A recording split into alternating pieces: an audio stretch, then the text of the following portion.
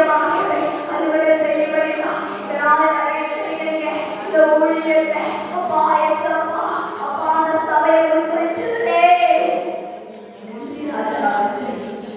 ஆராதனைக்குரிய தேவன், ஆராதனைக்குரிய தேவன். ஓ நன்றி அப்பா, நன்றி ராஜா, நன்றி பரிசுத்தரே.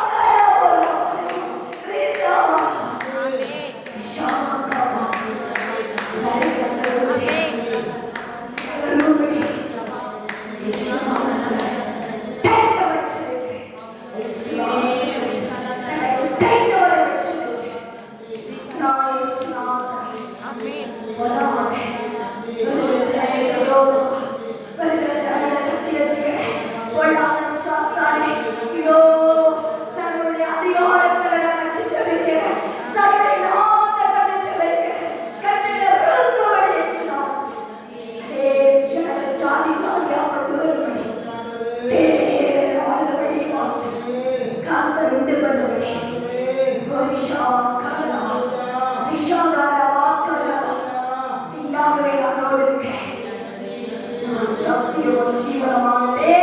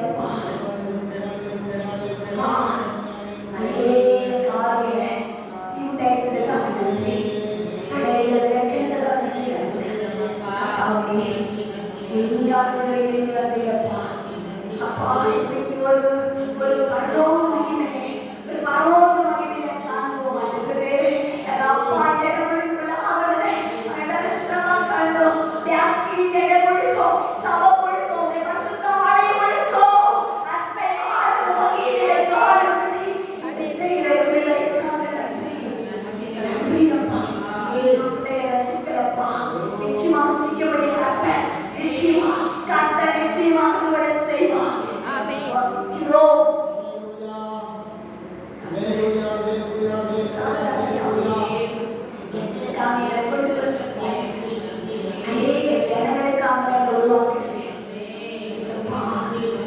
மோசவேலுக்கு அம்சத்தை தன் குடும்பத்தை விட்டு இப்போ மகனே சொல்லிட்டப்பா. ஆண்டவரே மோசவே ஆண்டவரே சிறுவைகள் தனத்திலிருந்து ஜனங்களை மீட்டெடுத்து மேக ஸ்தம்பம் அக்கினி ஸ்தம்பம் அவங்களை பாதுகாத்த தேவன் அல்லவா. அநேக வருஷங்களா அநேக லட்சம் ஜனங்களுக்கு கத்த வழிநடத்தி வந்தால் ஒரு மனுஷனுக்கு தந்த ஆண்டவரே ஞானங்களோ கிருபையோ வல்லமையோ நிச்சயமாகவே நம்மளுக்கு தர வல்லவர் தேவன். ஹல்லேலூயா. எம்மாத்திரம் பயப்படாதே. அத்தனை லட்ச ஜனங்களுக்கு நீ இருக்கிற ராஜாவே அவர் முன்பாக விடுவித்து கொண்டு வந்து நடத்துறதே உன்னை கொண்டு நடத்த மாட்டேனா? இதை கண்டு பயப்படாதே. ஐயோ இது கோட்டையா இருக்கிறது, நாம் நடுவழி திறக்கிறதே என்று பயப்படாதே. எல்லாத்தையும் முறியடிக்கிறதே, சகலத்தை உண்டு பண்ணுகிறதே, மனாந்தர அதிர பண்ணுகிறதே, நாங்கள் அதிர பண்ணுகிறவர் வார்த்தை ஷவாக்காவா கடலையும் காற்றும் அகத்தது கடலை இரண்டாம் பிழைந்ததே அப்பா சிங்கனே இரண்டாம் பிழைந்தவரையே காலிய மாத்திரம் ஷவாக்காரவனா ரிஷிவாக்கரவா ரீகு ரீகு உருவோ சிவாக்கரவோ ரிஷிலாரா ரிஷிவா ரிஷிலாரா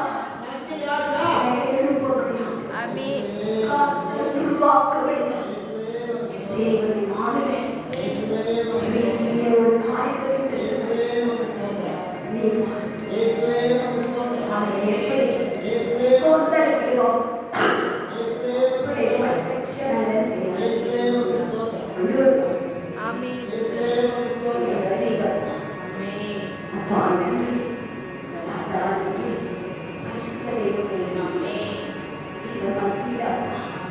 ராஜா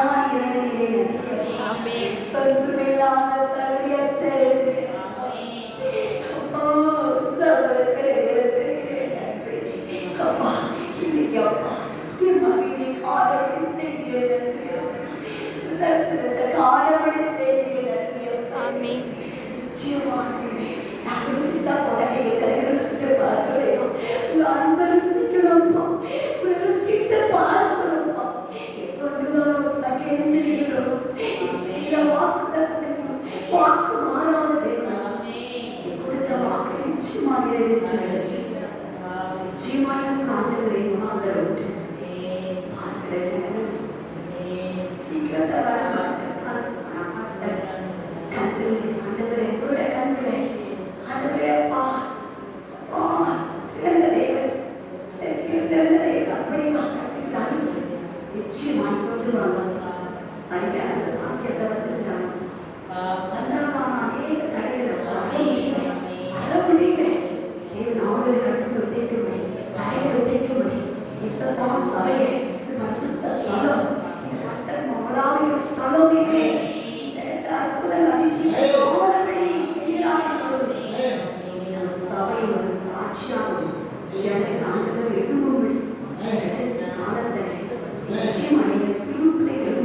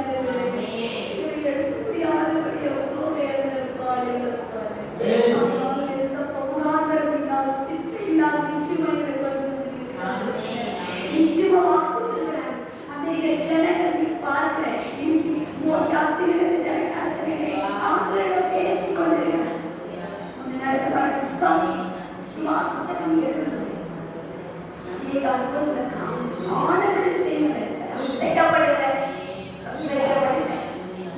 உங்களுக்கு ரட்சிக்கப்படுவேன். புரட்டி போடுவேன்.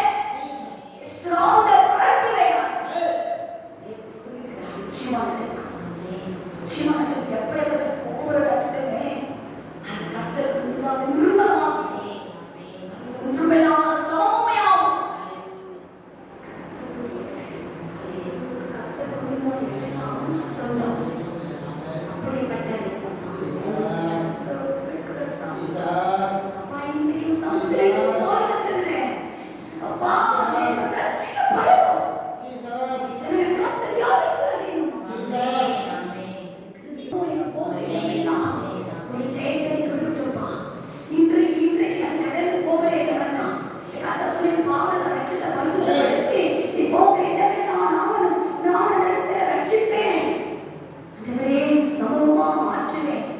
நீ சொன்ன தேவன் ஆண்டவரே கர்த்தாவே மானவருக்கு சிங்காசனம் ஆண்டவரே பாதபடிப்பா உன் பாதபடி இருக்கிற ஜனங்கள் ரட்சிக்கும்படி ஆண்டவரே கடந்து போற இடமெல்லாம் ஆமென். கடைசி காலத்துலப்பா நான் விரும்புகிற காரியம் அது எப்பா இதுக்கு நேரம் உடனே என்ன செய்யலாம் கூட வளர்ந்து போறது இல்லப்பா. இனிமே பொக்கிஷத்து பொறுமையும் பொண்ணையும் இதுக்காக நான் வாழ்ந்து வேஸ்ட்டுப்பா. என் தேவனுக்காக ராஜ்யத்துக்காக இனி ஜனங்க அழிவு கூட ஜனங்களுக்காக நான் இனி எனக்காக இந்த நாட்கள்ல போயிடுச்சுப்பா.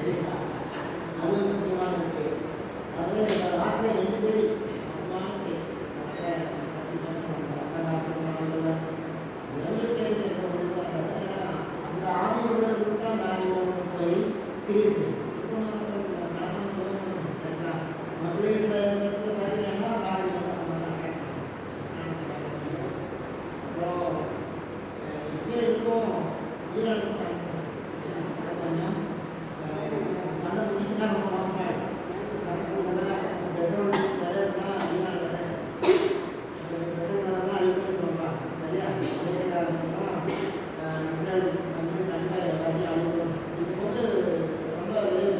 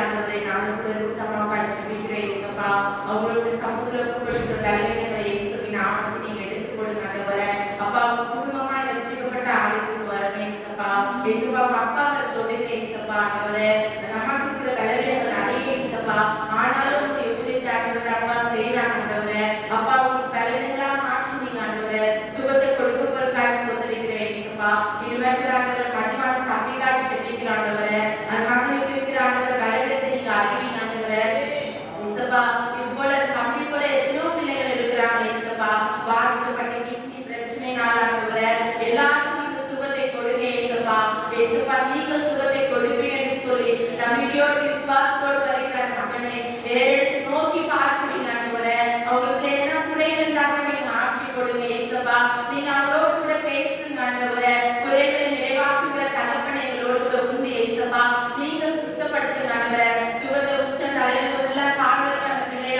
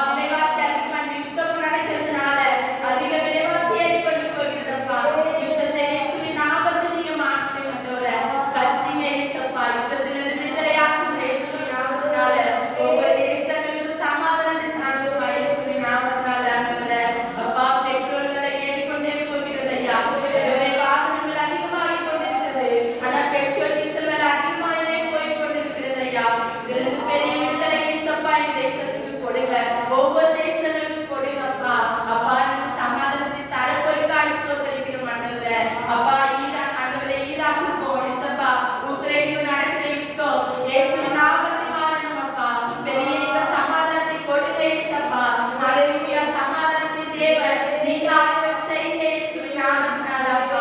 நீங்க பெரிய மாற்றத்தை உண்டாக்கிட்டாங்க இயேசுப்பா. இந்த காலத்துல ஒப்பு கொடுக்கிற ஐயா சமாதானத்தின் தேவன் அந்த நபியோடு பேசுங்க இயேசுவின் நாமத்தினால அப்பா. நீங்க கொடுக்க போற சமாதானத்துக்காக ஸ்தோத்திரம் ஆண்டவரே. ஹalleluya.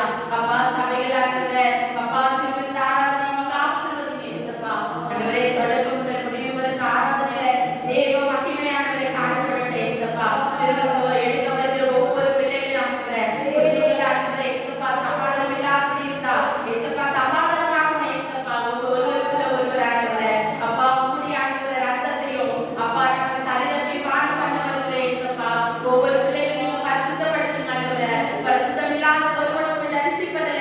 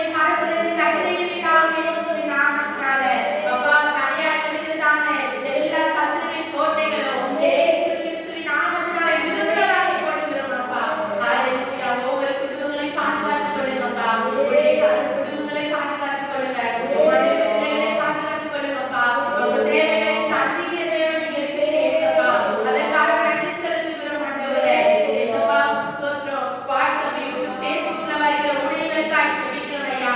அப்பா மெசேஜ் தான் போறாங்க ஏசப்பா, அதை பார்த்துட்டு ஒவ்வொரு பிள்ளைகளும் மனதில் இயேசுவின் நாமத்தினால ஆண்டவரே, அப்பா ஏனோ தானே இருக்கக்கூடாது ஆண்டவரே, உங்களுடைய வார்த்தையை காதிலே வாங்குகிறவர்களாய் இயேசுவின் நாமத்தில் ஒவ்வொரு செவிகளும் இயேசுவின் நாமத்தில் திறக்கப்படட்டும் அப்பா. கர்த்தர் ஆண்டவரே அப்பா, இது தடையாக இருக்கிறதான ஆண்டவரே, கேட்க முடியாமல் இருக்கிறதான செவிகளால் திறக்கப்படட்டும் இயேசுவின் நாமத்தில். கண்கள் திறக்கப்படட்டும் இயேசப்பா. இருதய தசைகள் ஆண்டவரே உருவாகட்டும் இயேசுவின் நாமத்தில் ஆண்டவரே.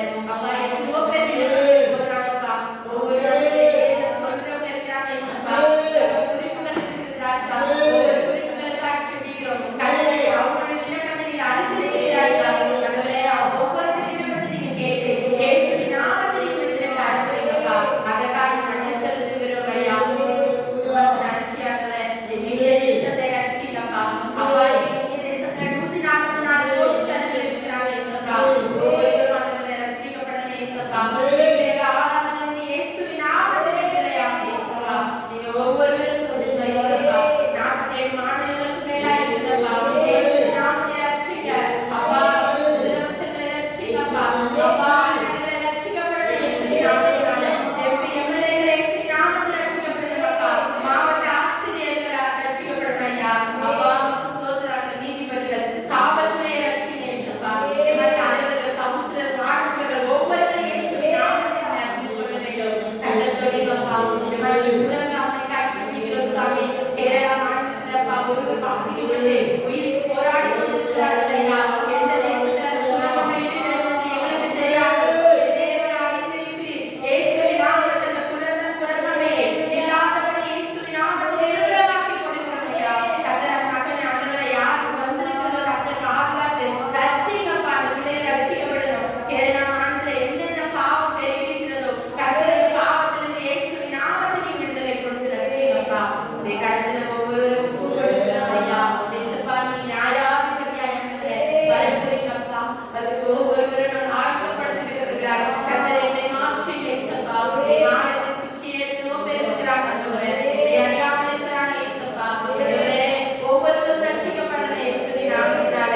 கர்த்தர் தொடுங்கப்பா. நீங்க ஜெபிக்கிற ஜெபம் அப்பா மெசேஜ் கொடுக்கிறது எல்லாம் அவங்க கேட்கணும் இயேசுப்பா. அவங்க காதுகளை செவிகள் திறக்கப்பட்டு அவங்க கேட்டு ஆண்டவரே உங்க ஆலயத்துக்கு வருகிறவர்களாய் இயேசுவின் நாமத்தில் ரட்சிங்கப்பா. இந்த காலத்துல ஒப்பு கொடுக்கிற இயேசுப்பா. எத்தனையோ பிள்ளைகள் ஆண்டவரே சுகமில்லாமல் இருக்கிறாங்கப்பா. வியாதியோடு என்னென்ன வியாதி தெரியல இயேசுப்பா. முடியல மரண படுக்கை இயேசுப்பா. அவசர சிகிச்சையில இருக்கிற பிள்ளைகள் இருக்கிறாங்க. தீவிர சிகிச்சையில இருக்கிற பிள்ளைகள் இருக்கிறாங்க. ஆபரேஷன் தேட்டருக்கு போகிற பிள்ளைகள் இருக்கிறாங்க இயேசுப்பா. ஒவ்வொரு பிள்ளைக்கும் சுத்தி கொடுத்து நீங்க ரட்சித்து இயேசுவின் நாமத்தில் கொண்டு வாங்க. ஹalleluya அப்பா. என்னை இன்ஃபெக்ஷனாக கூடாதையா. இன்ஃபெக்ஷனாகி மரித்து போகிற பிள்ளைகள் நிறைய பார்க்கிற இயேசுப்பா. சிறு பிள்ளைகள் கூட மரித்து போறாங்க ஐயா. இயேசுப்பா நீங்க சுகத்தை கொடுத்து இயேசுவின் நாமத்தில் ரட்சித்து கொண்டு வாங்க ஆண்டவரே. இந்த காலத்துல ஒவ்வொருவரும் ஒப்பு கொடுக்கிறேன் ஐயா. இயேசுப்பா சமுத்திரம் ஒப்பு கொடுக்கிறேன். வாழலாம் ஆண்டவரே. மகளுக்காக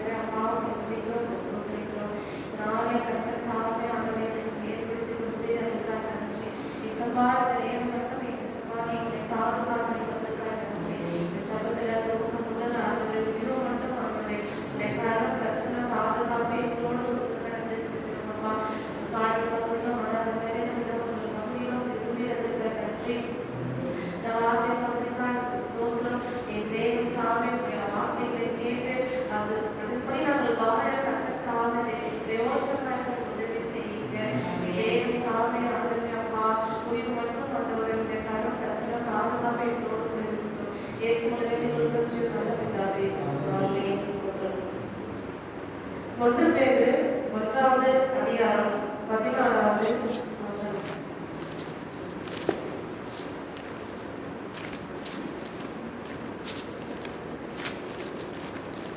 நான் பரிசுத்தர், ஆகையால் நீங்களும் பரிசுத்தராயிருங்கள் என்று எழுதியிருக்கிறேன்.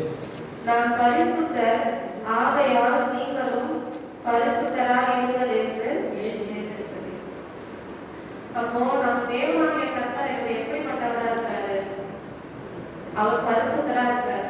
அவர் பரிசுத்தமா இருக்கிறதுனால நம்ம கிட்ட என்ன சொல்லிருக்காரு? நீங்களும் பரிசுத்தமா இருங்க அப்படின்னு ஆண்டவர் சொல்லிட்டாரா? மனுஷங்க சொல்றாங்களா? நான் சொல்றேன்னா? இல்ல ஆண்டவர் சொல்லியிருக்காருல்ல. அப்போ நீங்க கேட்கலாம், அவர் கடவுள், அவர் பரிசுத்தமா இருக்காரு, நம்ம மனுஷங்க தானே, நம்ம பாவிகள் தானே, நாங்க எப்படி பரிசுத்தமா இருக்க முடியும்? அப்படியும் இப்படி வாழ்ற காலகட்டத்துல, இந்த மாதிரி உலகத்துல, இந்த மாதிரி காலத்துல நாங்க எப்படி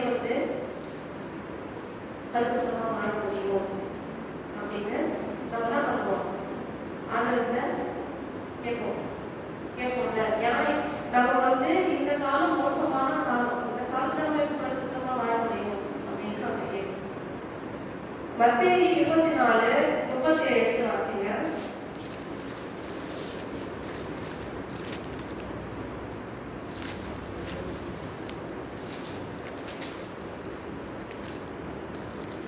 நோவாவின் காலத்தில் எப்படி நடந்தது, அப்படியே மனுஷகுமாரன் வரும் காலத்தில் நடந்தது.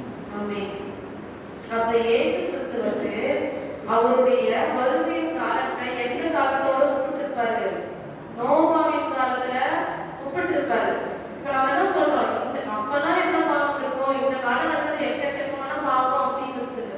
ஆனா ஏசப்பா வரும்போது 2ஆம் வருகையில எப்படி பாவம் இருக்குமா? நோவாவின் காலத்துல இருந்துச்சு. நோவாவின் காலம் அந்த மாதிரி பாவம் இப்ப இருக்கும்னு சொல்றது. அப்போ நோவாவின் காலத்துல எவ்வளவு பொல்லாத பாவம் இருந்திருக்கும்? கண்டிப்பா இருந்திருக்கும்ல. ஆதியாகமம் 6வது அதிகாரம் 9வது வசனத்தை வாசிச்சு பார்ப்போம். நோவாவின் வம்ச வரலாறு. நோவா தன் காலத்தில் இருந்தவர்களுக்குள்ளே நீதிமானும் உத்தமனுமாய் இருந்தான். நோவா தேவனோடு சஞ்சரித்துக் கொண்டிருந்தான். ஆமென். நோவாவின் வம்ச வரலாறு.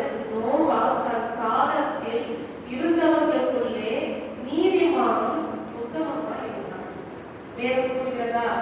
அவர் நோவாவின் காலத்துல நோவான் குடும்பமோட அவங்க மனைவியோ பிள்ளைகளோ இருந்தாங்க கொடுக்கல. நோவா என்ன பண்றாரு? நீதிமானா உத்தமமா இருந்தாரு. அப்ப நோவாவின் ஒரு காலம் எப்படி இருந்துச்சு? அதே ஆதியாகமம் 6வது அதிகாரத்துல 11-12 வாசகங்கள். பூமியானது தேவனுக்கு முன்பாக சீர்கெட்டதாய் இருந்தது. பூமி கொடுமையினால் நிறைந்திருந்தது. தேவன் பூமியை பார்த்தார், இதோ சீர்கெட்டதாய் இருந்தது. மாம்சமான யாவரும் பூமியின் மேல் தங்கள் வழியை கெடுத்துக் கொண்டிருந்தார்கள். அப்போ நம்ம இந்த வசனத்துல தான் பார்ப்போம். பூமியானது தேவனுக்கு முன்பாக சீர்கெட்டதா இருந்தது. பூமி எப்படி இருந்துச்சு? கொடுமையினால நிறைந்தது. சீர்கெட்டு போய் கொடுமையினால நிறைஞ்சிருந்தது. அப்போ இந்த பூமியில தான், இந்த காலகட்டத்துல ஒரே ஒரு நோவா எப்படி இருந்தார்? நீதிமானா இருந்தார், உத்தமனா இருந்தார். எவ்வளவு பெரிய விஷயம் இல்லைங்க. உலகமே நம்மள சொல்றோம், அவங்க எவ்வளவு தப்பு செய்யணும், அவங்க தப்பு செய்யணும், நம்ம செய்யணும் அப்படின்னு நம்ம சொல்லிக்கிறோம். இந்த உலகமே தப்பு செய்யுது, இந்த பூமியே சீர்கெட்டதா இருக்குது. அப்ப ஒரே ஒரு நோவா எப்படி இருந்தார்?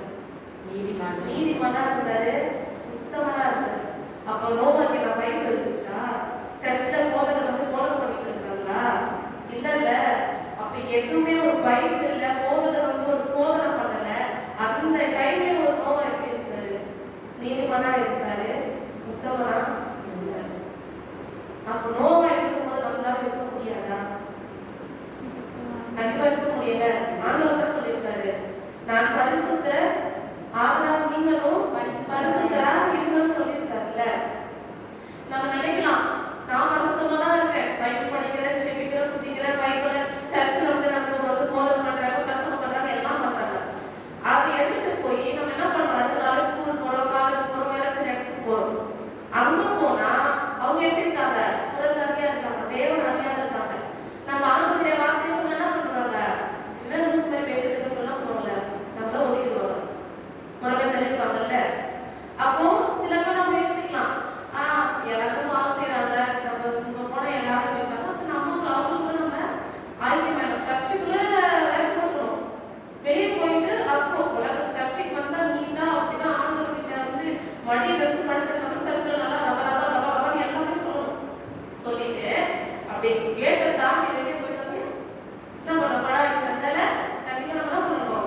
இறங்கணும்.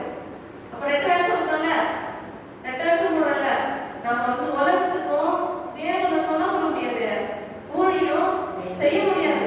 அப்ப அந்த உலக வாழ்க்கை தான் உங்களுக்கு பிடிச்சிருக்கா? தாராளமா அதே செய்யுங்க. ஏன் வேஷம் போடுறீங்க?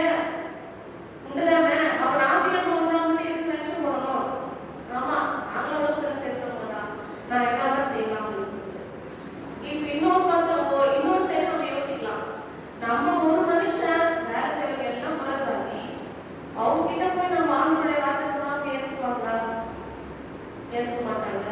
நம்ம ஒரு ஆள் சொல்றதுனால அவங்க எப்படி ஏற்றுப்பாங்க அப்படின்னு கூட இருக்கு. அப்போ அதுக்குதான் ஆண்டவர் சொல்றாரு, நீங்க உலகத்தை செய்யணும்னா அப்போ வந்து பரலோக ராஜ்யம் பரிசுத்தமாவதற்கு என்னன்னா புளிப்பில்லாத மாவுக்கு ஒப்பாயிருக்கணும்னு ஆண்டவர் தான் சொல்றாரு. புளித்த மாவுக்கு சாரி, நம்ம யாருக்கு ஒப்பா இருக்கணும்? புளித்த மாவுக்கு ஒப்பா இருக்கணும். இந்த சிம்பிளா புளிக்கிற மாதிரி இருந்தா ஒரு தயிர் ரெடி பண்ணுறதுக்கு என்ன செய்வோம்? ஒரு சொட்டு கொஞ்சோண்டு உரம் அது போடுவாங்கல்ல, அது போட்டதான் அடுத்த நாள் காய் அந்த மாவு ஃபுல்லா வரும், அந்த தயிர் பால் ஃபுல்லா ஆயிடும், தயிரா மாறிடும். அப்போ அந்த பால் தயிரா மாறதுக்கு என்ன தேவைப்படுது? கொஞ்சம் அந்த புளித்த தயிரா தேவைப்படுது. அப்ப நீங்க ஒரு ஆள் தான், நீங்க சின்ன கூட்டம் தான், ஆனா உங்களால என்ன பண்ண முடியும்?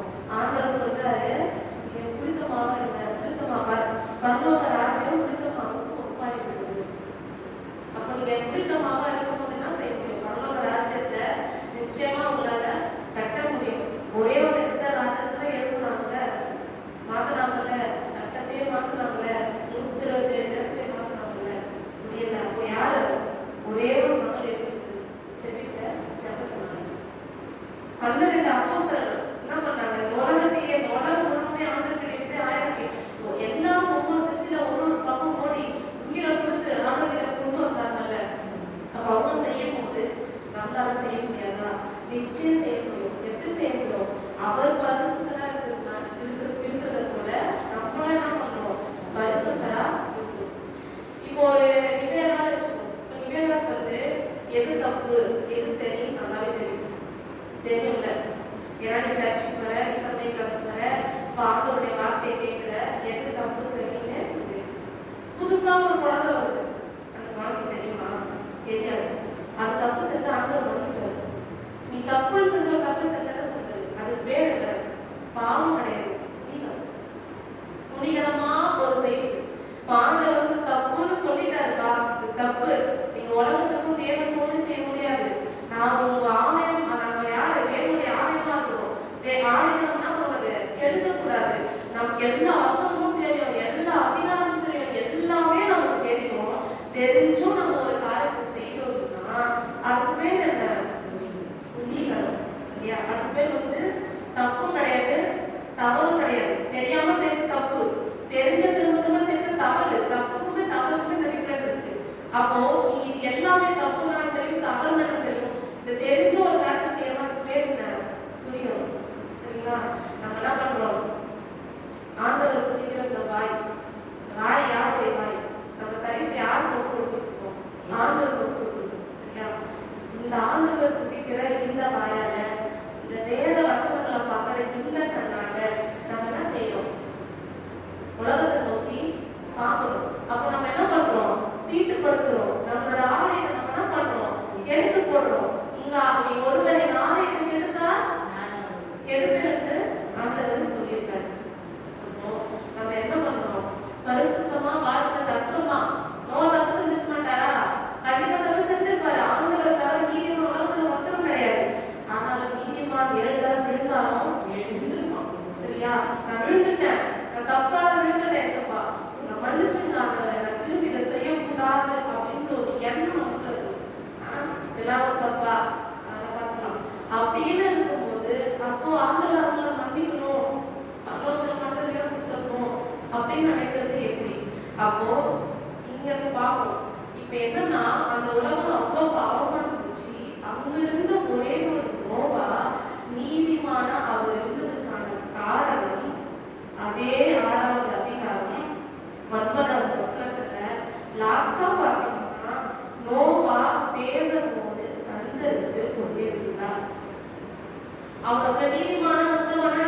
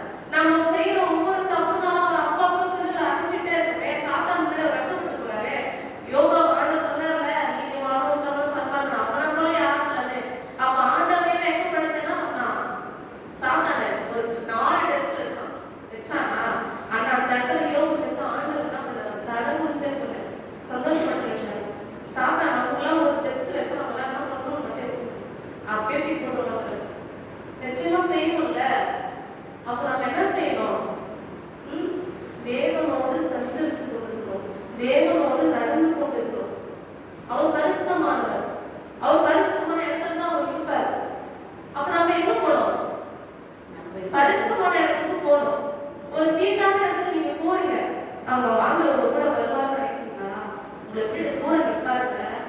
தூரம் நின்று காலையில நிற்பாரு. என் பிள்ளை பாரு, துணி எல்லாம் தூக்கி போட்டு போறா பாரு. அவரை நம்ம காயப்படுத்துறங்க. அந்த உணர்வு ஏன் நமக்குள்ள இல்ல? ஏன் அந்த அந்த அந்த வேதனை நமக்கு ஒருத்தர் நம்ம கூட நம்ம ஆண்டவர் என் கூட இருக்காருன்னு விசுவாசிக்கிறீங்களா? ஆண்டவர் என் கூட இருக்காருன்னு நம்புறீங்களா? அப்ப அவரை தகாத இடத்துல கூப்பிட்டு போனா அவர் வந்து எவ்வளவு நேரம் அவர் வந்து நிற்பாரா? உங்களை விட்டு தூரம் நிற்பாருங்க. அப்ப ஆண்டவருக்கும் நமக்கு இருக்கிற அந்த ஐக்கியம் எங்க? அந்த நடக்க எங்க? அந்த பேச்சு எங்க? அந்த சஞ்சரிப்பு எங்க? Gap வந்துருச்சுல்ல, gap வந்துருச்சுல்ல. அவர் நம்ம கூட இல்லைன்னா பிசாசு என்ன பண்ண முடியும்? ஈஸியா நம்ம அட்டாக் பண்ண முடியும்.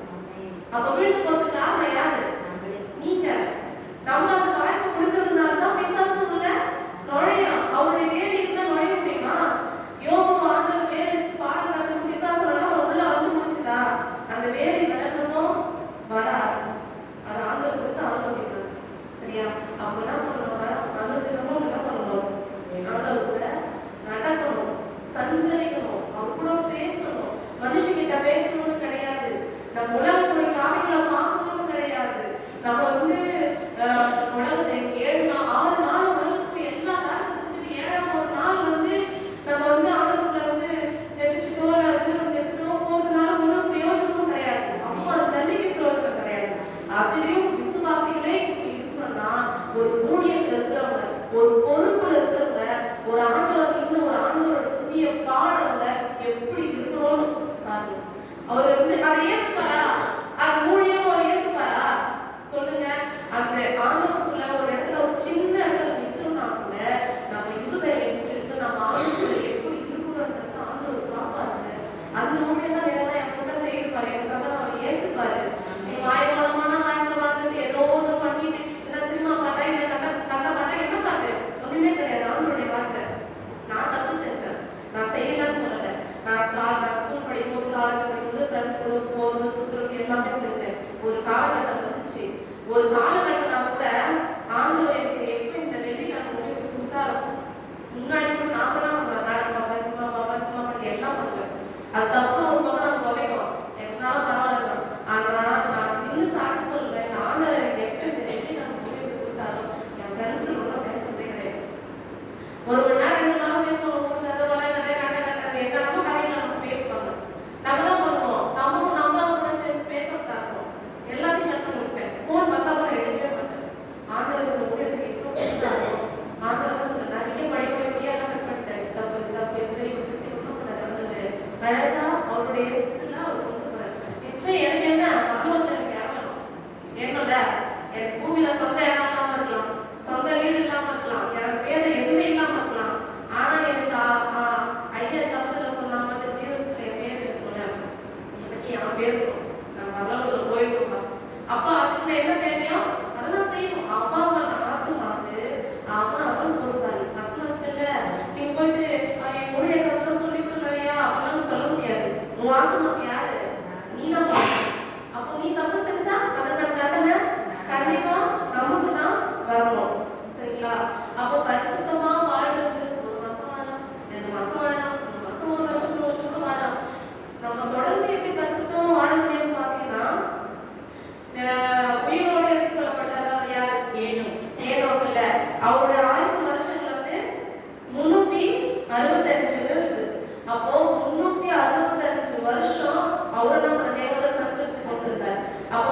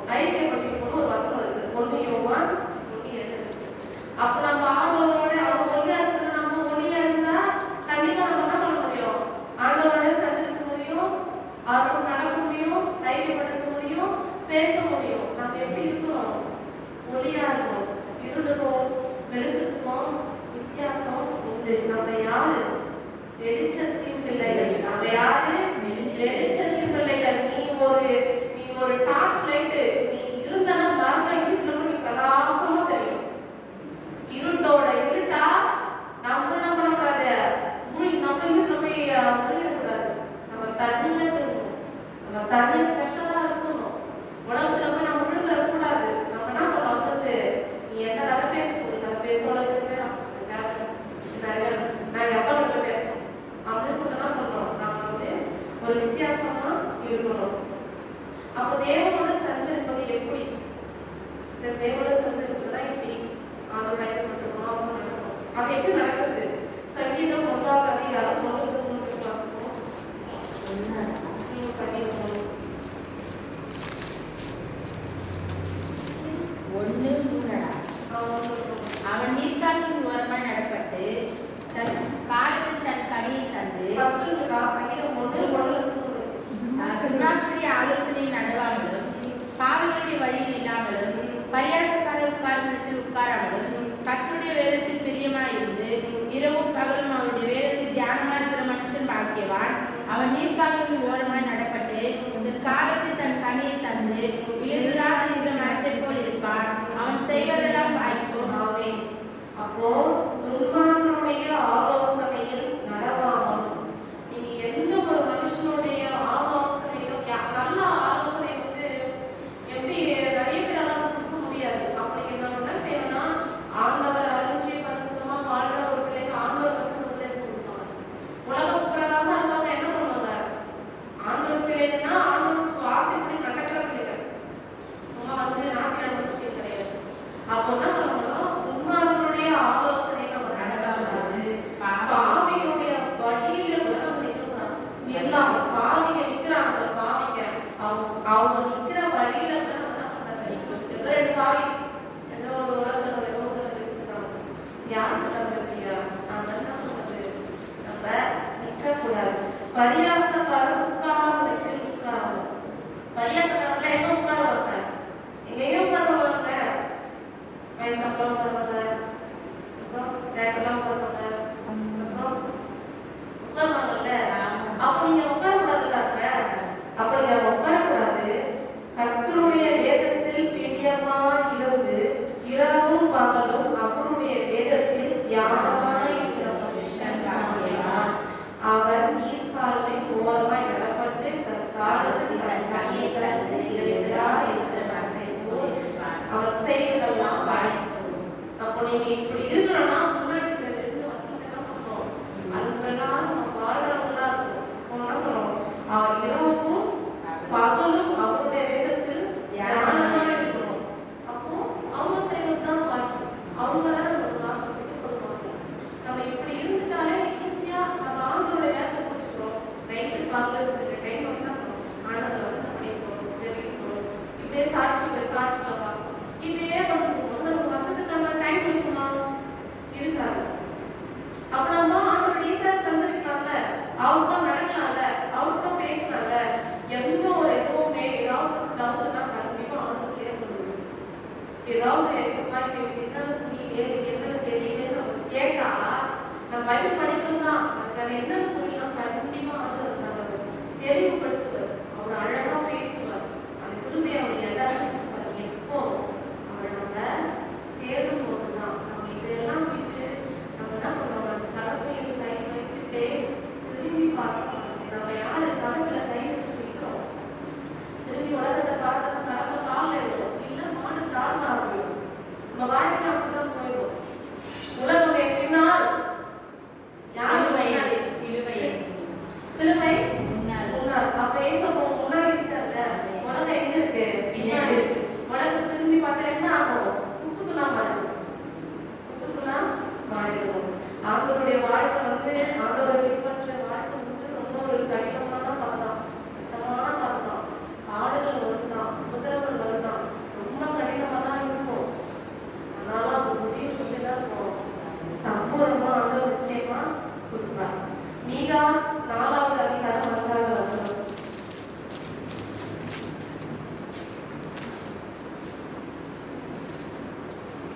சகல ஜனங்களும் தங்கள் தங்கள் தேவனுடைய நாமத்தை பற்றிக் கொண்டு நடப்பார்கள்.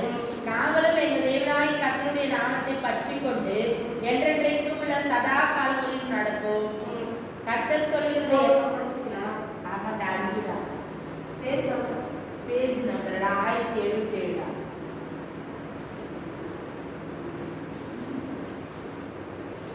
சகல ஜனங்களும் தங்கள் தங்கள் தேவனுடைய நாமத்தை பற்றி கொண்டு நடப்பார்கள். இந்த உலகத்துல இருக்கிற சகல ஜனங்களும் அவங்களுக்கான ஒரு தெய்வம் உண்டு, ஒவ்வொரு ஜாதிக்கும் உண்டு. அவங்க பிதாவை நாமத்தை வச்சுக்கொண்டு நடப்பாங்க. நாம யாருங்க நடக்கணும்?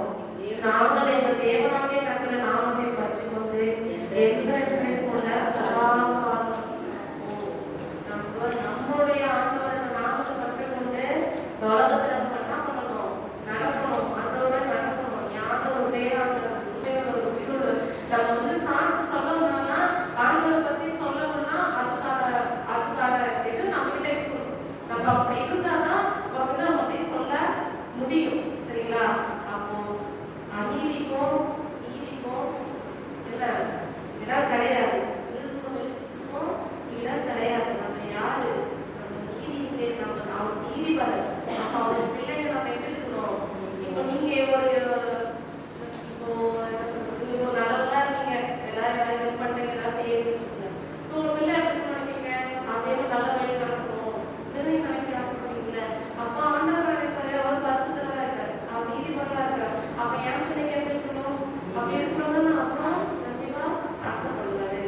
அப்போ நம்ம இந்த உலகத்துக்கு ஏற்ற மாதிரி நம்ம நடக்கக்கூடாது. நம்ம யாருக்கு ஏற்றாலும் நடக்கணும். ஆண்டவருக்கு ஏற்ற மாதிரி நம்ம பண்ணணும். ஆண்டவர் கூட நடக்கணும்.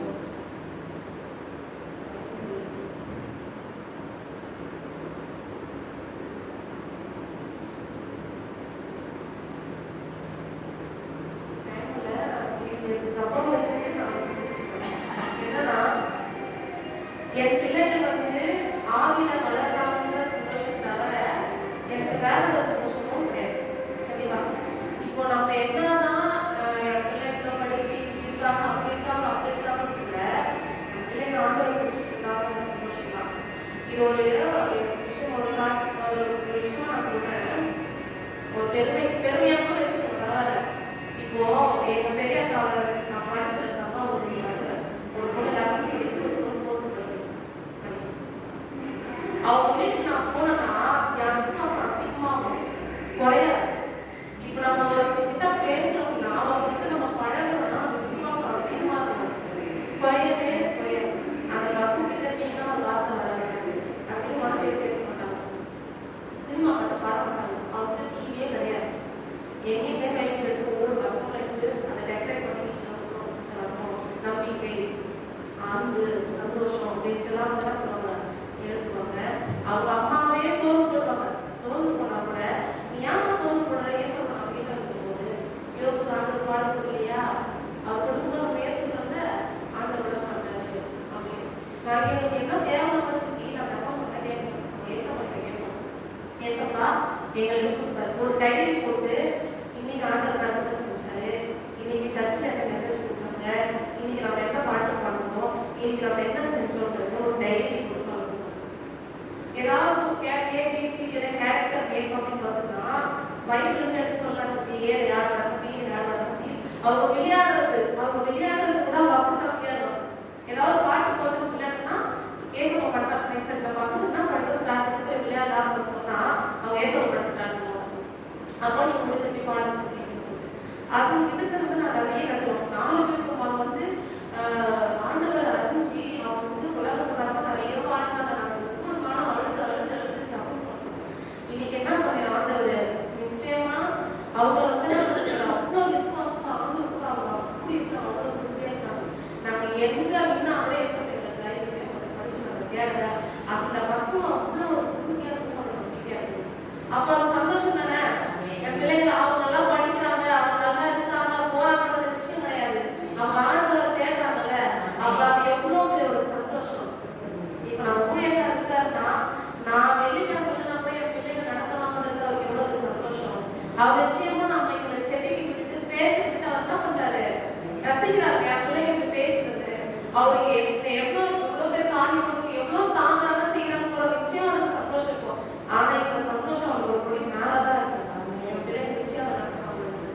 அப்ப நம்ம என்ன பண்ணணும், நம்ம பிள்ளைகளை வந்து திறமை கையாளுதல் என்ன பண்றோம், ஆக்கிரைக்குள்ளாக பிள்ளைகளை வந்து அப்ப நம்ம என்ன ஒரு மரம் மாவே வரும், அது அந்த கிளையெல்லாம் அடிச்சு உடைச்சு வெட்டி தான் சீரா போகும். அப்போ அந்த பிள்ளைங்க வந்து நம்ம கண்டிப்பா இந்த டைம்ல கண்டிப்பா